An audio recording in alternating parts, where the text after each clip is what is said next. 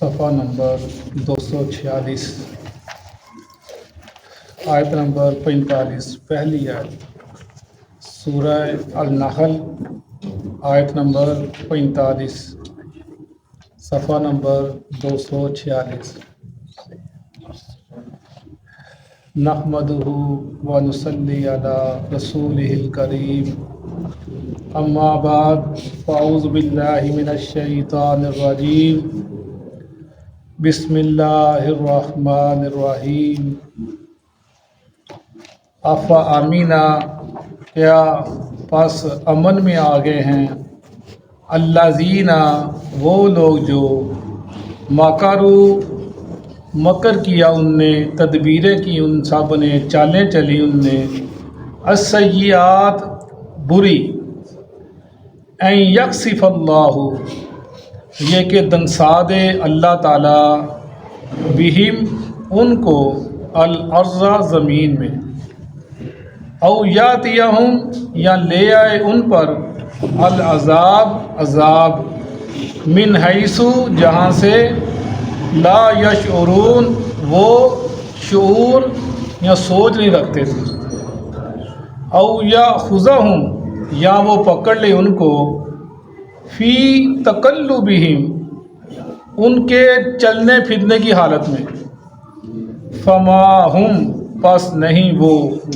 بمعجزین اللہ کو عاجز کرنے والے او یاخذہم یا پکڑ لے ان کو علی تخوف اوپر ڈرا کر یا خوف دلا کر فإن ربکم پس بے شک تمہارا رب لرؤوف نہایت شفیق ہے رحیم رحم کرنے والا ہے اولم یرو کیا نہیں وہ سب دیکھتے الی طرف ما خلق اللہ جو پیدا کی اللہ تعالیٰ نے من شیء کسی چیز سے یتفیع جھکے ہوئے ہیں ظلالہ اس کے سائے عن الیمینی دائیں طرف سے والشمائل اور بائیں طرف سے سجدہ سجدہ کرتے ہوئے للہ اللہ کے لیے وہم اور وہ داخرون عاجزی اختیار کرتے ہیں وللہ اور اللہ کے لیے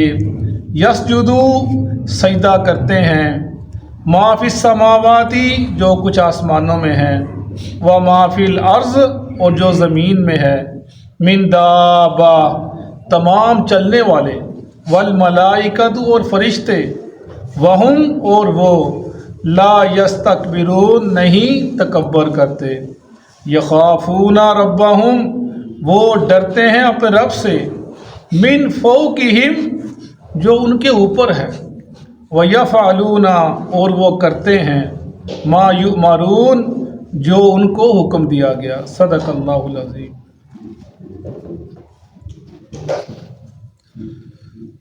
افامن الذین مکروا السیئات ان یخسف اللہ بہم الارض او یاتہم العذاب من حیث لا یشعرون ہم نے پیچھے پڑھا یہ جو افامنا کیا وہ بے خوف ہو گئے ہیں جو اس کا عطف ہے جو اس سے مراد جو ہم نے پچھلی آیت پڑھی کہ وہ کہتے تھے کہ یہ رسول جو ہمارے درمیان آیا ہے یہ انسان ہے آدمی ہے اور رسول ایسا نہیں ہونا چاہیے کوئی فرشتہ ہونا چاہیے یہ اس کے چیز کے بارے میں ان کو تنبیہ کی جا رہی ہے ان کو ڈرایا جا رہا ہے کہ تم یہ جو الفاظ ادا کرتے ہو یہ نہایت ہی کفریہ اور اللہ کو غصہ دلانے والے تمہارے الفاظ ہیں یہ تمہارا انداز ہے تم اللہ کی جو نعمت ہے سب سے بڑی نعمت ہے اللہ کی نبی کی ذات تم اس کو جھٹلا رہے ہو وہ تو تمہاری ہدایت کے لیے آئی ہیں تم کو گمراہی سے نکال کر ہدایت لانے کے لیے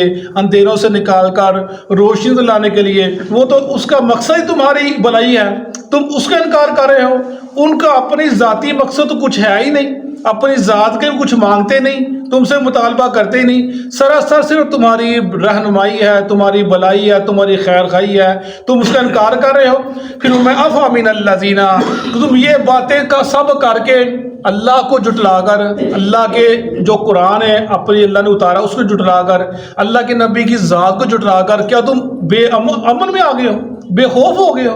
فرمایا اللہ تعالیٰ کہہ رہے ہیں یہ تمہارے یہ جو تم اپنا مکر کی ہے، چالیں چلی ہیں، یہ بہت بری ہیں۔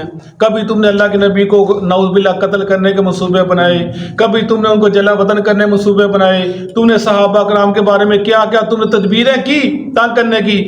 فرمایا تمہاری یہ بری چالیں تھیں، اس چالوں کی بدولت، تمہارے ان مکر کی بدولت، تمہارا یہ جو انکار کرنا اللہ پر، اللہ کے نبی کا انکار کرنا، اور قرآن کو تمہارا قرآن کو نہ ماننا، یہ اتنے برے اور اتنے بڑے تمہارے گناہ ہیں۔ ان گناہ کی بنا پر ان یکسف اللہ کے دنسا دے اللہ تعالیٰ تم کو زمین کے اندر، یا تمہارے اوپر عذاب لے جائے من حیث لا یشعرون، جہاں سے تم کو شعور ہی نہیں، تم کو پتہ ہی نہیں چلنا کہاں سے عذاب ہے، اچانک اللہ کا عذاب آ جائے گا تمہارے اوپر۔ او یاخذہم فی تقلبہم، یا پکڑ لے تم کو، تم چل رہے ہو، فما ہم بموجزین، تم اس کو عاجز کرنے والے نہیں۔ او یاخذہم علی تخوف، یا پکڑ تمہارے اوپر تم کو خوف دلا کر، تم کو ڈرا کر۔ فَإِنَّ رَبَّكُمْ لَرَؤُوفٌ رَحِيمٌ، تمہارا رب شفیق رحم کرنے والا ہے۔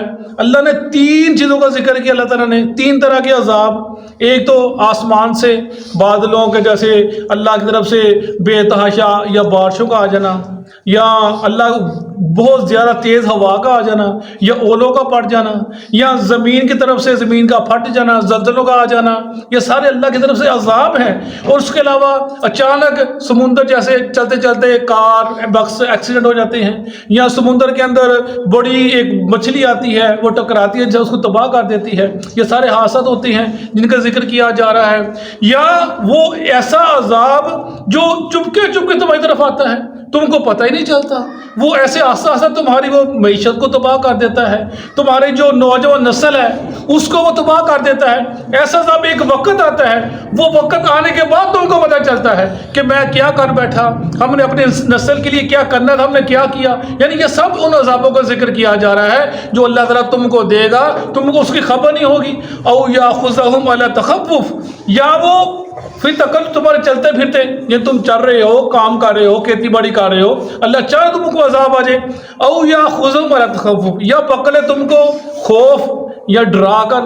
تخوف کے بارے کے عمر فاروق نے پوچھا، آپ ممبر پہ تھے، یہ آیت پڑھی، آپ نے پوچھا تخوف کا کیا مطلب ہے؟ عمر فاروق نے پوچھا صحابہ کرام سے تخوف کا کیا مطلب ہے؟ سب صحابی چپ۔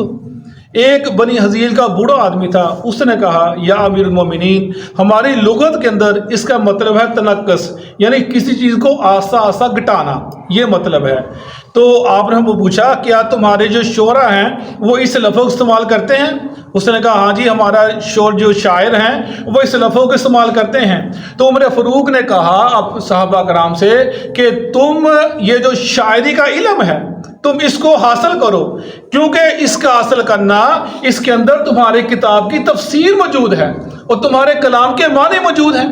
یعنی کوئی بھی علم ہو، شاعری کا ادب کا علم ہے، کیونکہ قرآن پاک اترا عرب کی زبان کے اندر، ان کا جو ایک خاص وصف تھا شعر و شاعری تھی، وہ اس کے اندر بڑے ان کے فصاحت بلاغت تھی، اسی لیے قرآن بھی انہی کی زبان کے اندر آ۔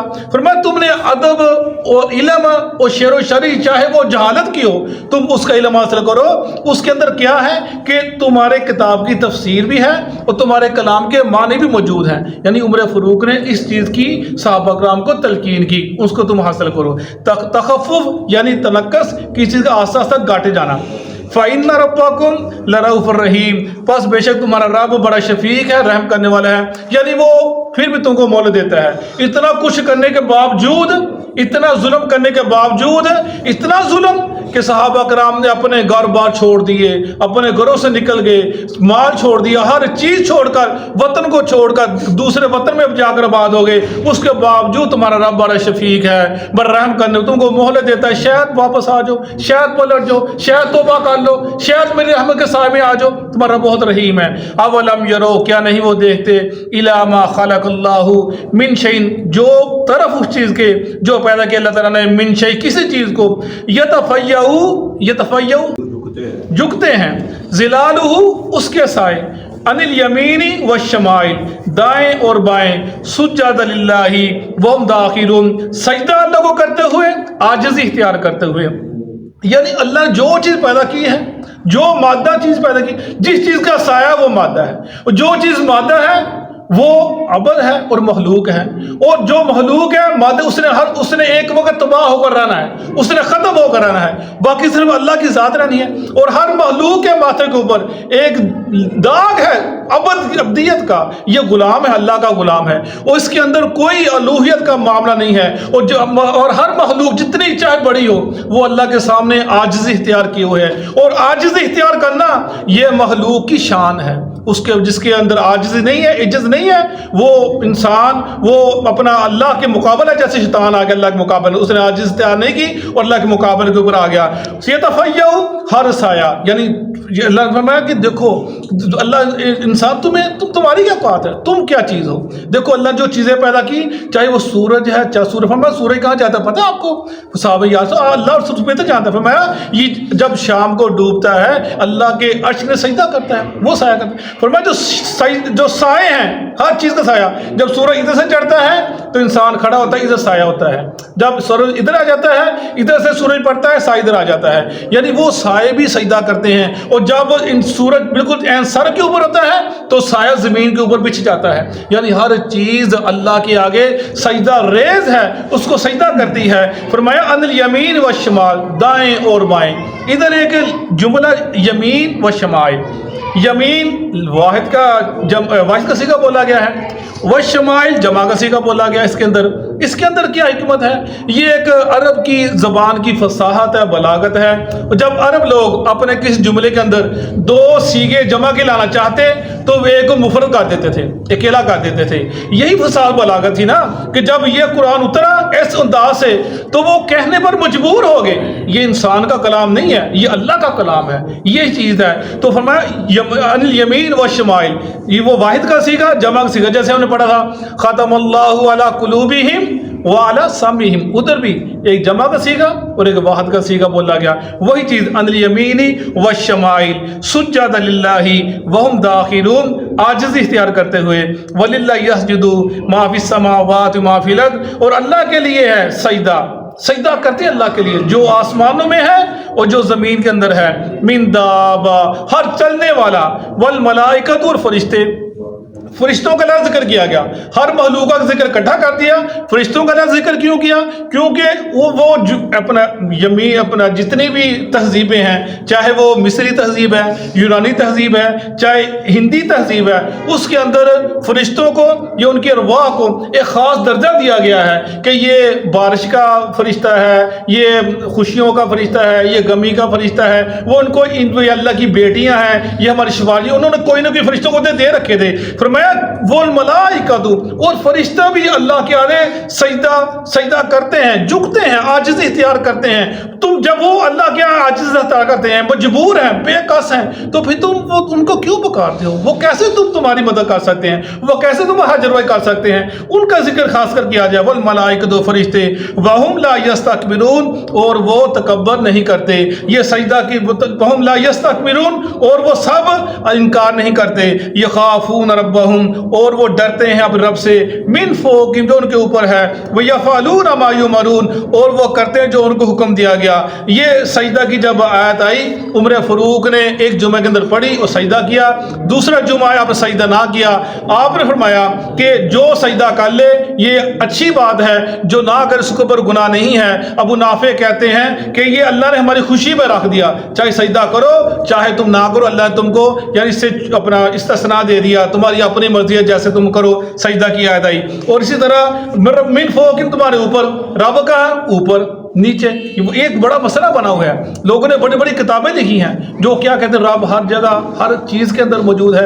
اللہ عرش کے اوپر ہے. جیسے ایک صحابی کہتے ہیں کہ میری لونڈی تھی، وہ میں نے اس کو بیڑ دے کر بھیجا چرانے کے لیے. ایک بیڑی آیا، بیڑ اٹھا کے لے گیا.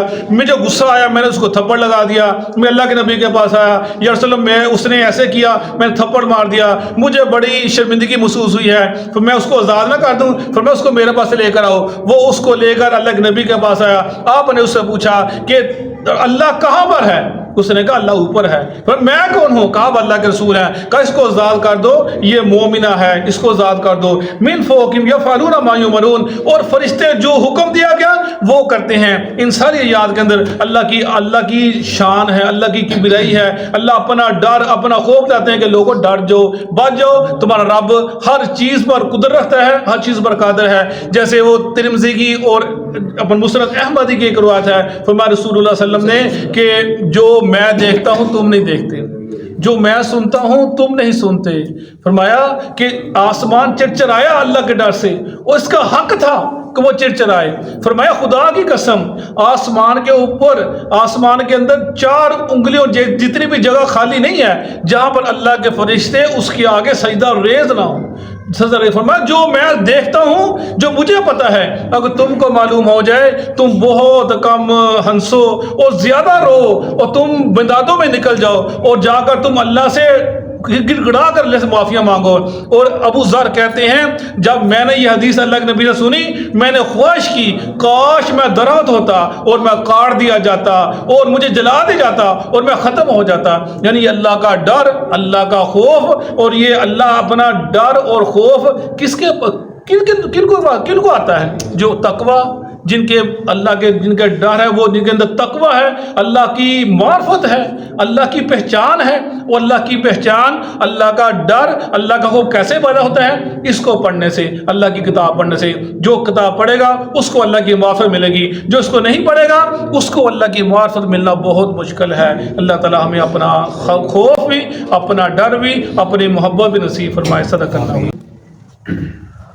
اعوذ باللہ من الشیطان الرجیم. اعوذ باللہ من الشیطان الرجیم. افامن الذین، افامن الذین، کیا پس بے خوف ہو گئے ہیں وہ لوگ، کیا پس بے خوف ہو گئے ہیں وہ لوگ، مکروا السیئات، مکروا السیئات، جنہوں نے بری تدبیریں کی، جنہوں نے بری تدبیریں کی، ان یخسف اللہ، ان یخسف اللہ، یہ کہ دنسا دے ان کو اللہ تعالیٰ، یہ کہ دنسا دے ان کو اللہ تعالیٰ، ان یخسف اللہ، ان یخسف اللہ، یہ کہ دنسا دے اللہ تعالیٰ، یہ کہ دنسا دے اللہ تعالیٰ، بہم الارض، بہم الارض، ان کو زمین میں، ان کو زمین میں، او یأتیہم العذاب، او یاتیہم العذاب، یا آ جائے ان کے پاس عذاب، یا آ جائے ان کے پاس عذاب، من حیث لا یشعرون، من حیث لا یشعرون، ایسی جگہ سے جہاں سے وہ شعور بھی نہ رکھتے ہوں، ایسی جگہ سے جہاں سے وہ شعور نہ رکھتے ہوں، او یأخذہم،